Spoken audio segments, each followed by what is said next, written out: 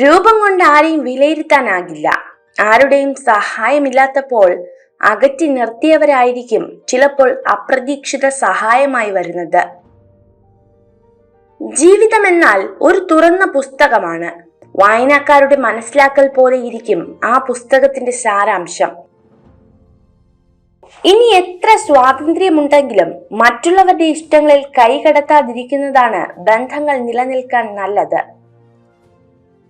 പലരും കടന്നു വരും, തളർത്തും വളർത്തും. ഒന്നു മാത്രം ആലോചിച്ചാൽ മതി, നമ്മുടെ സന്തോഷം നമ്മുടെ മാത്രം കയ്യിലാണ്. നിങ്ങൾ എന്താണ് ചെയ്യുന്നതെന്നും അത് നിങ്ങളെ എവിടേക്കാണ് കൊണ്ടുപോകുന്നതെന്നും നിങ്ങൾക്കറിയാമെങ്കിൽ ജീവിതം എത്രയോ രസകരമാണ്. മറ്റുള്ളവരുടെ പ്രശംസ മാത്രം ആഗ്രഹിച്ചൊന്നും ചെയ്യരുത്. നമുക്ക് പ്രശംസ ലഭിക്കുന്നത് പ്രചോദനം നൽകുന്ന കാര്യം തന്നെയാണ്. ആരും നമ്മളെ പ്രശംസിച്ചില്ലെങ്കിലും ഒരിക്കലും സങ്കടപ്പെടരുത്. ജീവിതത്തിൽ കഷ്ടങ്ങളും നഷ്ടങ്ങളും ഉണ്ടാകും. എന്നാൽ ഒന്നും അവസാനമല്ല. ഒരു തൂവൽ കൊഴിഞ്ഞു പോയി എന്ന് കരുതി ഒരു പക്ഷിയും പറക്കാതിരുന്നിട്ടില്ല. വരുന്ന ഓരോ ദിനങ്ങളെയും പ്രതീക്ഷയോടെ സമീപിക്കുക.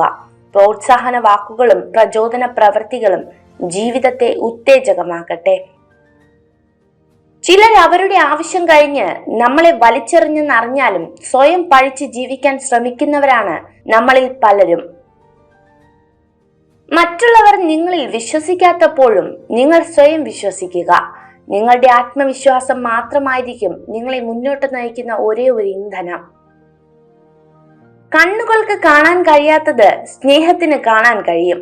കാതുകൾക്ക് കേൾക്കാൻ കഴിയാത്തത് സ്നേഹത്തിന് കേൾക്കാൻ കഴിയും. ചിന്തിക്കാതെ സംസാരിക്കരുത്, മനസ്സിലാക്കാതെ വിധിക്കരുത്, സത്യമറിയാതെ ഊഹിക്കരുത്. സ്വന്തം മനസ്സിന്റെ മനോഭാവം അനുസരിച്ചായിരിക്കണം കാണുന്ന കാഴ്ചകളുടെ ഭംഗി. നമ്മുടെ ലോകം സ്വയം കണ്ടെത്തുക എന്നുള്ളത് നമ്മുടെ കർമ്മമാണ്.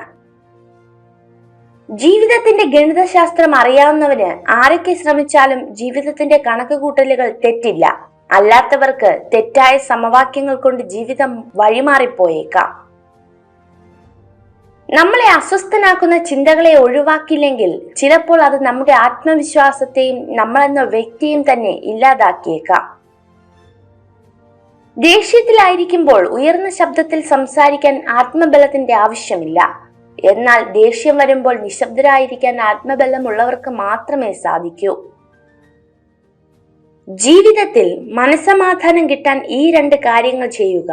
ആരുടെയും ആരുമാകാതിരിക്കുക, ആരെയും നിങ്ങളുടെ ആരുമാക്കാതിരിക്കുക.